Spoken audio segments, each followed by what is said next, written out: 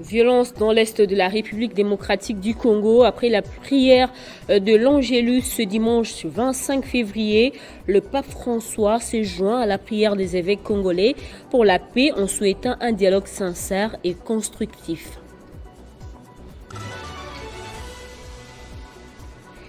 Les chefs d'État de pays membres de la communauté économique des États de l'Afrique de l'Ouest ont décidé de lever les sanctions imposées à Niamey après la prise du pouvoir par le régime militaire. Une décision notamment motivée par des raisons humanitaires. Madame, Messieurs, c'est l'heure du journal sur Télé 50. Merci de nous rejoindre. Le pape François, lors de la prière de l'Angélus du dimanche 25 février, a exprimé ses préoccupations face à l'escalade des violences dans l'est de la République démocratique du Congo. Je suis avec préoccupation l'augmentation des violences dans la partie orientale de la RDC. Je me joins à l'invitation des évêques à prier pour la paix en espérant la fin des conflits et la recherche d'un dialogue serein et constructif, a déclaré le souverain pontife. Et un jour avant, le cardinal Fridolin Ambongo a eu, au cours de la messe pour la paix dans la partie orientale du pays, dénoncé les silences de la communauté internationale face à l'agression de la RDC par le Rwanda. Le numéro 1 de l'Église catholique congolaise a critiqué la signature de l'accord entre le Rwanda et l'Union européenne, alors que Kigali est accusé de soutenir le rebelle du M23 à l'origine de la dégradation de la situation sécuritaire dans cette région. Dans l'est du pays, depuis l'Ituri, en descendant vers le sud, en passant par la région de Rwenzori, Beni, Butembo,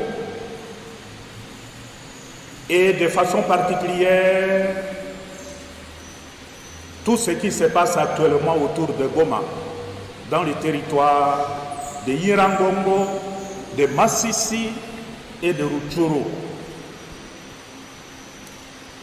Cette situation qui a des implications sur la ville de Bukavu en descendant jusqu'à Uvira. Le peuple congolais ressemble aujourd'hui à cet homme dépouillé, roué de coups et laissé à moitié mort par des bandits au bord du chemin.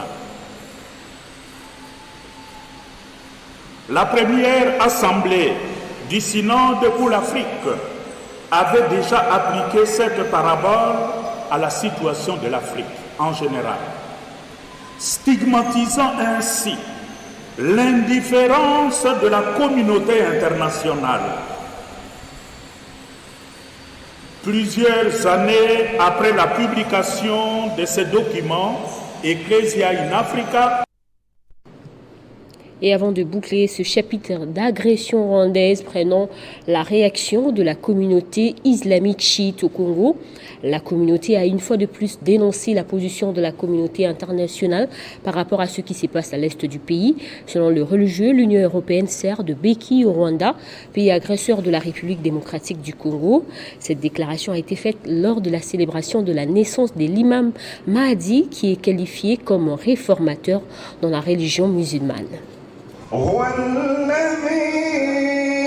C'était dans un culte organisé par la communauté islamique chiite au Congo pour célébrer la naissance de l'imam Mahdi, qui selon la religion islamique est le réformateur qui viendra à la fin du temps pour libérer les mondes de l'injustice. Réunis non seulement pour la célébration de ces derniers, mais aussi pour fustiger la complicité de la communauté internationale dans la guerre imposée à la RDC par les Rwandais. C'est une journée durant laquelle nous, les musulmans du monde, chiites, célébrons la naissance de l'imam Mahdi. Lors de sa prise de parole, le représentant légal de la communauté islamique chiite au Congo, Issam Baki, n'a pas gardé sa langue en poche au détriment de ce qui se passe à l'est de la RDC. Actuellement, comme notre pays également est agressé, nous savons que l'imam, c'est un réformateur. Il viendra dans ce monde pour que les opprimés soient secourus. Il viendra pour secourir les opprimés contre les agresseurs. nous, les Congolais, nous sommes des opprimés, nous sommes agressés et nous avons demandé à Dieu afin qu'il puisse nous aider pour que notre pays soit libéré des oppresseurs. Outre les représentants légaux, plusieurs autres orateurs ont fait les tours du perchoir pour marteler sur la quintessence de cette cérémonie avant de la clôturer par les récits faits par les jeunes de cette communauté.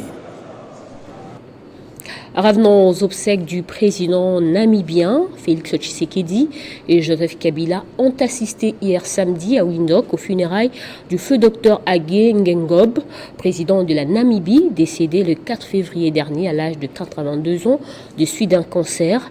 Plusieurs chefs d'État et des gouvernements africains étaient de la partie. Absent de tous les événements heureux et malheureux qui se sont déroulés dans son pays, le président honoraire de la République démocratique du Congo et sénateur à vie, Joseph Kabila, était présent ce samedi à Windhoek en Namibie pour rendre un dernier hommage au président Hage Geingob avec qui il entretenait des bonnes relations, cela après avoir rendu une visite de consolation à la famille éprouvée quelques semaines avant.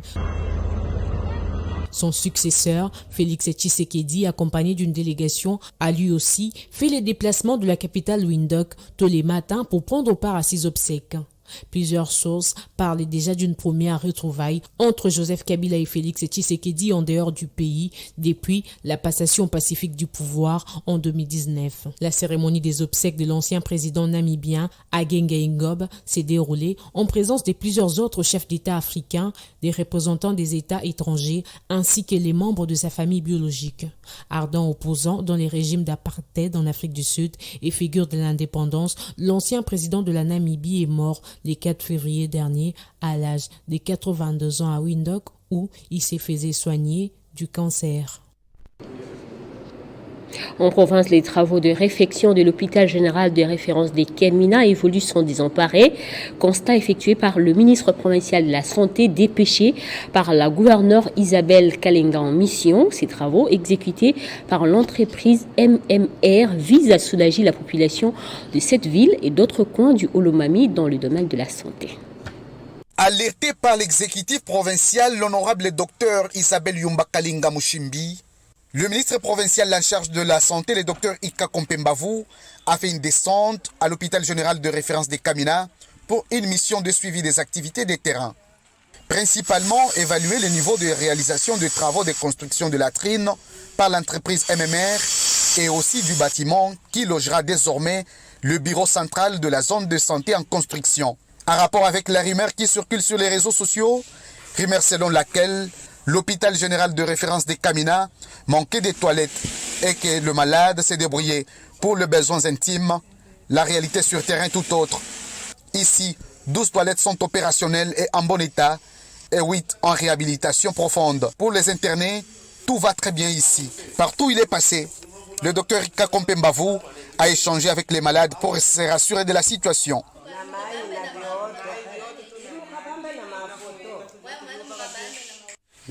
Très intéressant. Na munaitilizaka Tunaitilizaka ma toilette, ma douche, yote. Merci. Satisfait, il a également échangé avec les travailleurs des MMR en plein travaux qui ont témoigné que tout est en place pour la continuité. Sasa ma toilette itaweza kuwa utilisable wakati gani? Tuseme hii semaine hii niko sure que ma toilette tutamaliza. Le docteur Ika Kompembavu, ministre en charge de la santé, a encouragé le médecin-chef des zones et le médecin directeur de l'hôpital général de référence des Kamina pour le travail abattu chaque jour qui passe afin de garantir la bonne santé de la population du Olomami, particulièrement celle de la ville de Kamina, comme le veut l'honorable docteur Isabelle Yumba Kalinga Mushimbi, gouverneur de province, et sous la vision du chef de l'État, son Excellence Félix Antoine Tshisekedi Tshilombo. On va parler de la double cérémonie au siège de la province douanière du Katanga. Elle a été marquée par l'échange de vœux et la présentation des assignations des recettes de bureaux de douane qui ont été doublées pour la direction générale de douane et assise au Katanga. Ces résultats sont les fruits d'une douane dynamique et performante. C'est une double cérémonie au siège de la province douanière du Katanga, marquant le doublement des assignations des bureaux de douane de Mokambo, de Dilolo et de Kolwezi, et également l'échange de vœux de l'année 2024. Le directeur provincial René Kalala. Messieurs et mesdames les agents et cadres de la DGDA Katanga, mes très chers collègues, au nom de monsieur le directeur général de la DGDA, au mien propre, je voudrais vous présenter mes félicitations inoxydables pour les efforts consentis et qui font de la province du Katanga la première province douanière pourvoyeuse de recettes de la République démocratique du Congo. Permettez-moi de rappeler que c'est sous le leadership de monsieur le directeur général de douane et axes de la République démocratique du Congo, monsieur Bernard Kabese Moussangou, que ces performances exceptionnelles dans la mobilisation de recettes ont été réalisées. Ce témoignage élogieux n'est pas le mien, mais celui de son Excellence monsieur Nicolas Kazadi, ministre des Finances de la République, lors de la cérémonie de remise des hyperguides de l'agent de douane tenue à Kinshasa. Belle performance des auteurs du doublement des assignations des recettes et recevront des diplômes de mérite de la part du directeur provincial René Kalala. Qui a réalisé au mois d'août 202%. Le bureau de Mokambo a réalisé sur les 5 mois derniers 2 distinctions en dépassant ses réalisations. L'échange de vœux de l'année 2024 a été également prononcé. En vue de lier l'utile à l'agréable, un cocktail a été offert aux douaniers. La photo de famille a sanctionné la journée. Dans le continent, les chefs d'État et des gouvernements de la communauté économique des États de l'Afrique de l'Ouest, réunis en sommet extraordinaire le samedi à Abuja au Nigeria, ont décidé de la levée des sanctions imposées au Niger, des sanctions financières et commerciales contre la Guinée, ainsi que de mesures encore en vigueur contre le Mali, à l'instar du recrutement des citoyens de ce pays dans les institutions de la CEDEAO. Les mesures visent à ramener le Burkina Faso, le Mali, le Niger, 2 pays, tous dirigés par des gouvernements de transition au dialogue et à leur participation aux organes de la CEDEAO après leur annonce du retrait du bloc régional le 28 janvier dernier. Le Niger a été sous sanction de la CEDEAO depuis la survenue du coup d'État contre Mohamed Bazoum en juillet 2023. En sport, le tout-puissant Mazembe s'est qualifié pour les quarts de finale de la Ligue des champions de la CAF après sa large victoire sur Pyramide FC d'Égypte 3-0 le samedi 24 février. Ce match comptait pour la 5e journée du groupe A. Mazembe jouera donc son dernier match comptant pour la phase des groupes sans pression face à Mamelodi Sundowns d'Afrique du Sud. Pour Moïse Ketumbi, le président du tout-puissant Mazembe, l'équipe de Lubumbashi est abandonnée par le gouvernement congolais. Ça fait 3 ans qu'elle n'a rien reçu. On l'écoute juste après cette rencontre. Je voudrais d'abord sincèrement féliciter nos supporters parce que ce sont des moments très difficiles. L'équipe est abandonnée par le gouvernement. Je crois peut-être l'équipe de Mazembe n'est pas une équipe congolaise. Ça fait 3 ans, comme on a communiqué ce matin, que le gouvernement ne donne plus rien à Mazembe. Malgré ça, on nous interdit même de nous donner le droit de survol. Je crois qu'on doit faire la part des choses. Le sport, c'est le sport. On ne peut pas mélanger la politique avec le sport. Je dis merci d'abord au Seigneur et surtout à nos supporters qui ont supporté l'équipe du début jusqu'à la fin, parce que au début c'était très difficile, mais les enfants ont compris avec l'appui du 12e, 13e, 20e joueur, ils ont donné et nous sommes qualifiés ici, mais nous partons déjà de demain en Afrique du Sud pour s'acclimater, parce que nous ne devons rien négliger, nous devons chercher la première place. Ce journal est terminé, place au rappel des titres.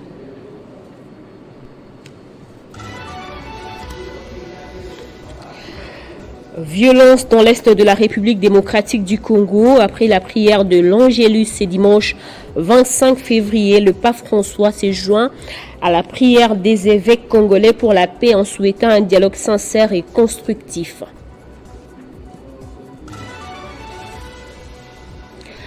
Les chefs d'État et des pays membres de la communauté économique des États de l'Afrique de l'Ouest ont décidé de lever les sanctions imposées à Niamey après la prise du pouvoir par le régime militaire, une décision notamment motivée par des raisons humanitaires. C'en est complètement fini avec ce journal. Merci de votre fidélité et merci à toute l'équipe technique et rédactionnelle pour avoir concouru à l'élaboration de ce journal.